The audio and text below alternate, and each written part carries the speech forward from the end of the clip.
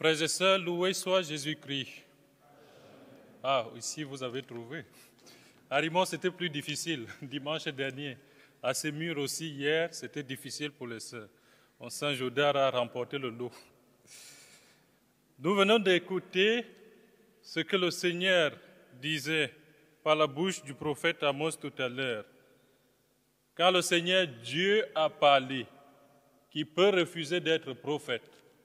C'est un peu trop osé de commencer le midi de cette façon, mais nous allons essayer de faire œuvre de prophète en essayant de méditer ces quelques lectures qui nous sont données alors que nous célébrons justement la mémoire des premiers martyrs de Rome. Le prophète Amos prépare le peuple d'Israël à se tenir prêt pour rendre compte au Seigneur de tous les crimes qu'il a commis. Et le principal crime du peuple d'Israël est celui de l'oubli, du manque de reconnaissance et d'action de grâce pour toutes les œuvres merveilleuses que Dieu a réalisées pour lui.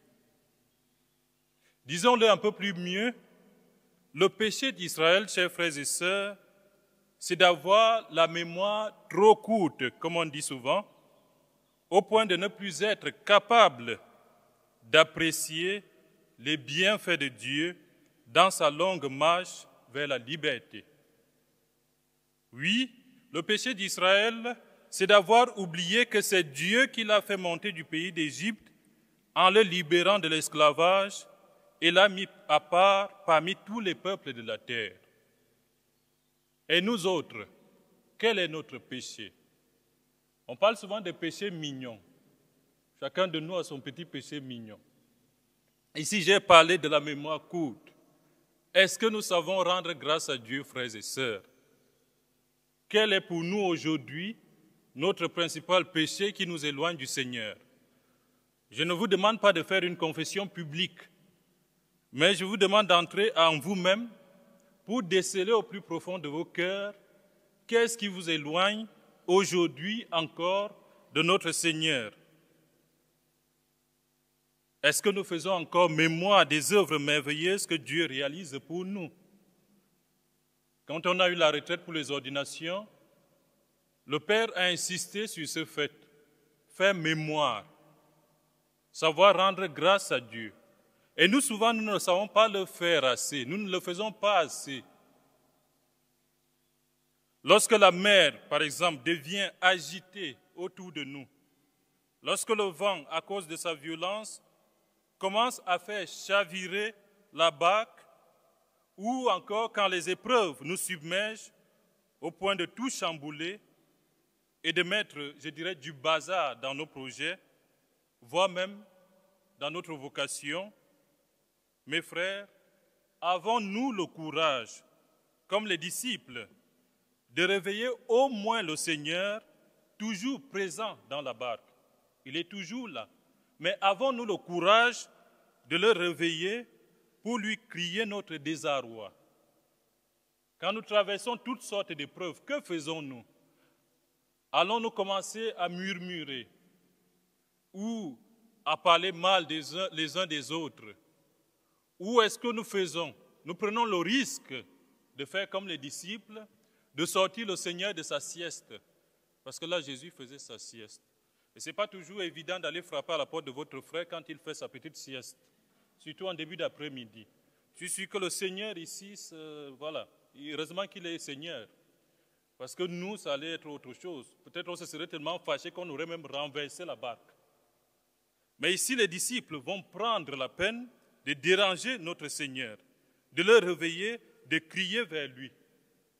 Est-ce que notre peu de foi nous permet encore de discerner, même dans le clair-obscur des événements quotidiens de notre vie, la présence certes discrète et cachée, mais bien réelle de Dieu? Quand nous traversons des nuits dans la foi, frères et sœurs, quand nous avons des difficultés, vers qui nous tournons-nous? Certains me diront, on va voir le psychologue, le psychiatre, le frère qui est expert en la matière. C'est bien. Si on a des réels problèmes, il faut nous faire consulter. Ça fait du bien. Mais plus profondément, il faut savoir se tourner vers Dieu. Les disciples ont été témoins de la guérison miraculeuse du lépreux par Jésus. Ils ont même été témoins d'une guérison à distance, opérée par Jésus devant l'admirable expression de foi d'un centurion païen. Chez Pierre, ils ont été témoins oculaires de la guérison de sa belle-mère terrassée par la fièvre. Le début de ce chapitre que nous venons d'écouter commence par ces miracles. Et les disciples ont assisté à tous ces miracles. Pourtant, il n'a pas fallu longtemps, pas davantage la durée nécessaire, comme je disais tout à l'heure, d'une brève sieste de Jésus dans la barque, pour que ces mêmes disciples qui ont vu de leurs yeux les miracles opérés par Jésus, face à l'agitation de la mer, que ces disciples oublient toutes les œuvres merveilleuses accomplies par Jésus et ce dont ils pouvaient être capables plus tard. Et c'est ce que Osée, d'une certaine manière, dans la première lecture, reproche au peuple d'Israël. C'est ce que peut-être aujourd'hui le Seigneur nous reproche à nous aussi. Faire mémoire du Seigneur. Revoir notre vie passée, revoir notre vie de vocation. Pour les couples, revoir par où nous avons commencé quand une épreuve survient. Relire notre vie. On parlera aujourd'hui des premiers amours dans le couple. Quand est-ce que nous nous sommes rencontrés? Quand ça éclate, on oublie même qu'il y avait des roses par le passé. On oublie, c'est des épines qu'on voit. Et nous, religieux, il faudrait revoir notre premier jour, quand on a été attirés au point d'oublier tout le reste. Au point d'oublier tout le reste. Même quand on nous disait à la maison, est-ce que tu ne veux pas t'engager à autre chose, dans une autre vocation, on disait non. Jésus ou rien, comme disait le cardinal Sarah dans son livre, Dieu ou rien. Et comment se fait-il que lorsqu'une épreuve survient, on dit surtout pas Dieu? Si leur mérite a consisté à abréger la sieste de Jésus pour mendier son secours, je trouve là leur mérite des disciples. Même si on pourrait critiquer en disant, mais pourquoi il réveille notre Seigneur? Moi, je vois dans ce réveil des disciples le mérite des disciples. Si leur mérite a consisté à déranger le Seigneur dans son sommeil, je dirais aujourd'hui que notre péché à nous, frères et sœurs, c'est de tourner bride au moindre coup de vent. Ou lorsque nous percevons une petite vague se lever à l'horizon, de tourner le dos à notre Seigneur Jésus. Notre péché aujourd'hui, c'est de ne plus être en mesure de discerner la présence de Jésus là, au milieu de nous. Et de demeurer muets lorsque la peur, l'angoisse ou le désespoir s'emparent de nous. Voilà notre péché. C'est le mutisme spirituel. Nous restons muets, on dit on ne veut pas déranger le Seigneur. Mais si, il faut le déranger. Il faut déranger le Seigneur. Il n'attend que cela. Il faut appeler au secours quand tout ne va pas. Il faut crier vers le Seigneur. Il faut même, je me souviens dans cette chapelle, il y a quelques années, je devais être en première année, je ne citerai pas quel frère. Je m'étais levé dans la nuit pour venir prier ici. C'était autour de minuit. Je suis entré par cette porte. Et en entrant par cette porte au fond, j'entends quelqu'un murmurer dans la chapelle. Le frère est présent dans la chapelle. Et le frère était devant là. Il avait le doigt pointé contre Jésus et il grondait Jésus. Dans la nuit, à minuit, ce frère ne m'a pas vu parce que je me suis assis derrière. Mais il grondait Jésus parce que Jésus n'osait pas exaucer les prières. Il intercédait pour plusieurs personnes et Jésus semblait ne pas exaucer. Et le frère était là debout et grondait Jésus là. Ça, c'est une expérience qui m'a marqué. Et j'ai dit, voilà la foi. C'est d'avoir le courage d'arriver là et de dire à Jésus, je n'en peux plus, réveille-toi. Et là, les disciples l'ont fait. Et nous aussi, nous sommes appelés à le faire au quotidien.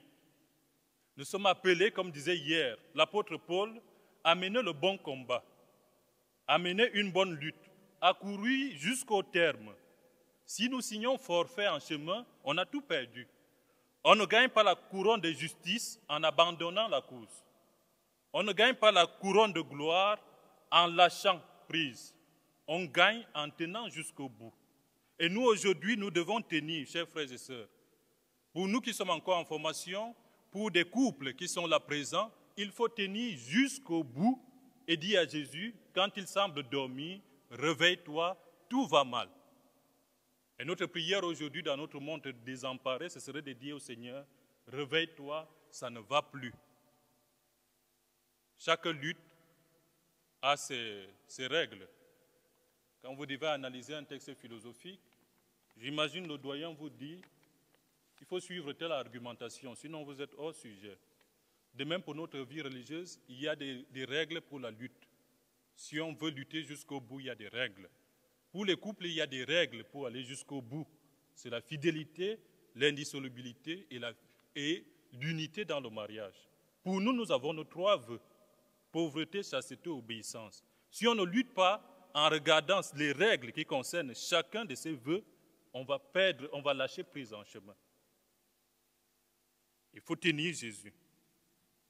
Demandons à Dieu, frères, de nous libérer du mutisme spirituel, afin qu'à la suite des disciples du Seigneur, nous sachions nous aussi déranger Dieu par nos prières et nos supplications nuit et jour. Nuit et jour. Amen.